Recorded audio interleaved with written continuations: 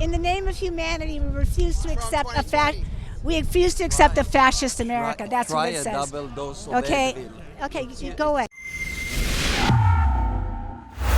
David Menzies for Rebel News here in Brooklyn, New York.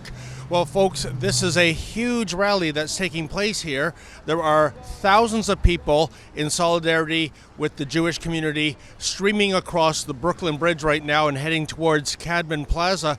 And the reason, of course, is this. Since the December 10th kosher supermarket massacre, there has been 19 officially recorded anti-Semitic hate crimes reported in the U.S. 16 of those 19 are right here in New York and New Jersey. So we're here to speak with some of the people in this march to find out, why is the Jewish community under attack at such a disproportionate rate? Who is carrying out these attacks? And what, aside from solidarity marches, can be done to ensure the Jewish communities in New York and New Jersey can be safe? Why is this a hotspot for anti-Semitism, sir? Well, I think there are like 4 sources of anti-Semitism that all of a sudden came up against us, and we didn't realize it. There's the right-wing neo-Nazi anti-Semitism, which has always been there. Then there's a kind of a new anti-Semitism, which means, it focuses on Israel, treating Israel as the Jew among nations, and that's throughout the left, and the left is a big problem. And then there's Muslim anti-Semitism in the mosques. I do research on this, and the mosques teach people Jews shouldn't have a state, they're no good, they're sons of monkeys and pigs. There's a lot of that. And then finally in the black community, which is what's happening here now, which is shocking because the Jews were always friends of the blacks, and more than any other group supported blacks. I mean, I went to Martin Luther King, I'm that old. I went to Martin Luther King's March on Washington. Okay. So we are an organization, a synagogue that stands for all. We are a Jewish organization that stands for all. We believe in solidarity and human rights and justice for everybody. And no fear, no hate. And what is your take on this recent spike of anti-Semitism in New York and New Jersey, ma'am? My take? Yeah. What is causing it, and who is behind these acts? I don't have an answer for who's behind it. Hatred and anger is what's behind it, and it has to stop. I don't know. I think maybe the internet has something to do with it. If you have a few people who are anti-Israel, anti-Jewish, or anti-Semitic, I think it's very accessible to kids who are really naive and ignorant, and maybe they're not happy with their lives. They need someone to pick on. The Orthodox Jews, they don't really fight back. That's not what they're taught in their teachings. We know that members of the Jewish community are being targeted, but who exactly is doing the targeting? Who are the perpetrators of these crimes? That's another good question, and I think that social media, and we're seeing a lot of copycat crimes, where people don't realize that this is a hate crime. Anti-Semitism, more accurately Jew hatred, is unique in the sense that you could hate Jews and be anything else. You could be on the left and hate Jews because they're the capitalists. You could be on the right and blame Jews for communism. You could be gay and blame Jews for perpetuating the male patriarchy. You could be a male chauvinist and say it's the Jews that are behind gay rights. Anywhere you stand, you could find a way to blame Jews. The problem with Jew hatred isn't the Jews. The problem with Jew hatred is it's an irrational hatred, and that looks for an excuse. There's no other hatred where you could fall anywhere in the political spectrum and still blame somebody. A segment of the black community has been listening to Louis Farrakhan, who's the most dangerous anti-Semite, I think, in America. I mean, a neo-Nazi, if he tries to get up in front and make a speech, there'll be people who punch him in the mouth. Nobody's punching Louis Farrakhan in the mouth. There's been 19 official verified anti-Semitic acts in the U.S., 16 of them right here in New York, New Jersey.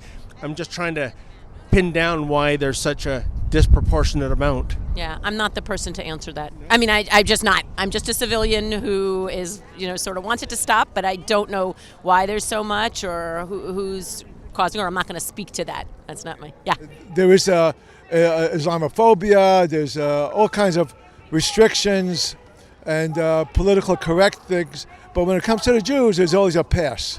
So I don't know why. to be honest with you. One of the practical reasons why Jews are attacked is because there's a perception that there's no cost to attacking Jews. I mean, the fact that there are black people who can hate Jews so much as to want to kill them because they're Jews, this is new to us, and I think it's really going to change a lot in America. I think what's going on in Congress is a big problem too, that you have people like Ilhan Omar and AOC and Rashid Tlaib who are openly anti-Semitic, and there's no consequences to them. Arabs have black slaves all over Africa. Mr. Farrakhan is trying to stop you from knowing that because he wants you to be in some way Islamic. And it's the Muslims in Sudan, Mauritania, Nigeria, Algeria, Libya who have black slaves. I mean, it seems to me that would be an interesting way to talk to black people about who is telling them the truth and who is really being for them. Do you find it sort of perversely ironic in a way that when it comes to radical Islam and their view on Jews and other so-called infidels, that those kind of thoughts and feelings could take root here in New York City, which was the site of the biggest terrorist attack in U.S. history? Well, that's because the left has taken over most of American institutions and has marginalized any thinking about radical Islam because they've put Muslims in the same bucket as the 5 or 6 other, aggrieved minorities.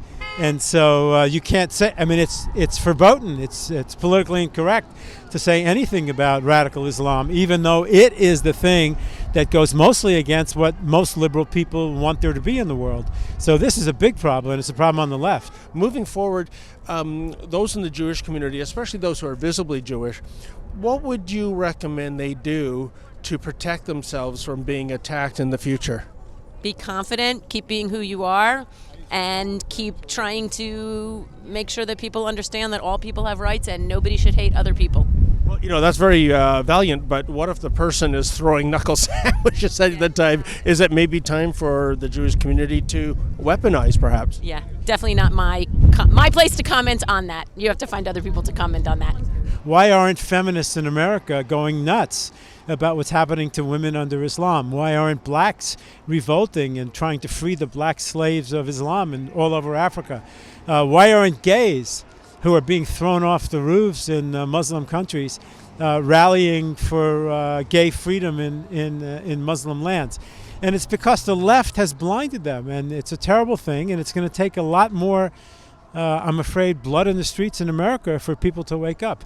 Reason and data and logic doesn't seem to work with them. Yeah, a right-of-center news and opinion website, and this is you're cringy. You have a red tie on. Vote out hate. Now, Hi. oh, you don't want to talk to us? No, thank you. Okay. Now that was interesting, folks. I was just speaking to a woman dressed in a Statue of Liberty costume. She had no idea who we are, but that's fine. But when I started to describe who we are, she said, that's it. And she turned around and showed us a little sign on the back of her head saying, "Stamp out hate." I'm just wondering if this faux Lady Liberty has the right characters identified as the hateful ones. But that's bizarre. I guess you never know who you're going to meet on the Brooklyn Bridge. Get in touch with. You should get in touch with Refuse Fascism. Okay. I'm just trying to understand your position, ma'am. And What this sign says is that in the name of humanity, we refuse to accept a fascist America. That's what it says. Okay. Okay, you go away. is the Trump-Pence administration responsible for the spike in anti-Jewish attacks? They are, yes. Really? How so? You know what? I actually want to do this, and I don't want to be interviewed by you. But if you want to get in touch with Refuse Fascism, all right? That would be great. No, I appreciate your time. I'm just trying to connect the dots how the Trump administration is responsible for the Jewish anti-Semitism. They're responsible for spreading hate and fear all over the world. Sir, this person, she's basically alleging in our previous discussion that the Trump-Pence regime is somehow responsible for the spike in anti-Semitic attacks here in New York and New Jersey. Right. So I'm sure, as you noticed, when you tried to ask her the question, she couldn't answer it herself. I think these people are really motivated by lack of direction in their life, by clinging on to some sort of leftist ideologies that they cannot even explain to themselves. And to them, facts are really meaningless. To them, it's they circle the target and build a story around it, while a normal person usually follows the facts and concludes. I notice you're raising donations. How much have you made so far? I'm busy. I'm busy. Okay. Looks like $5. Donald J. Trump is not only a major American historical figure, he has made his way into Jewish history, which is quite old.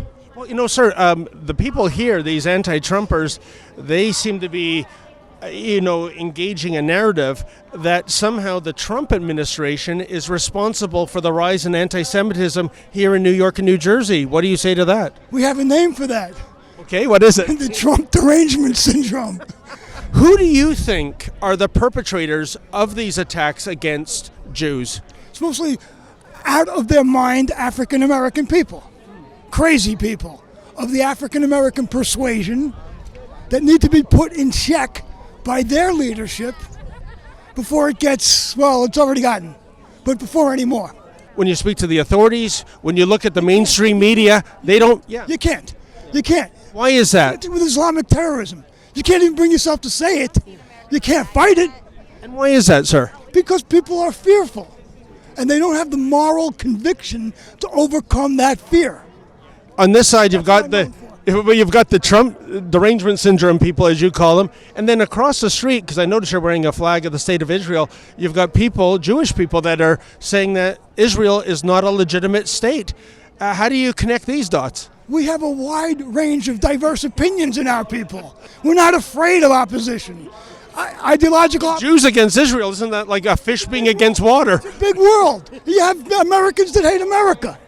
To their defense, at least, not like all the other groups, they take no violent action. While when we talk about anti-Semitism, when we talk about the other group, they actually take violent action. So they speak their voice. As you can see, they're very silent. They don't even speak. They just hold signs. And frankly speaking, they look somehow stupid, if you ask my opinion. But that's their choice. Everybody is entitled to do whatever they want to do. You've got the First Amendment. God bless it. America. That's the beauty of America, you know.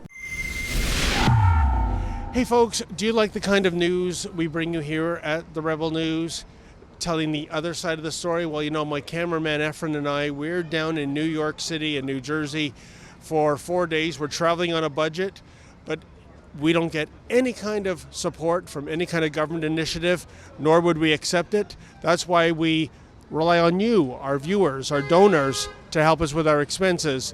If you could kindly help us out to pay for this trip, that would be superb. Please go to rebelnews.com/donate. That's rebelnews.com/donate. And if you can chip in $1 or $3, we'd much appreciate it.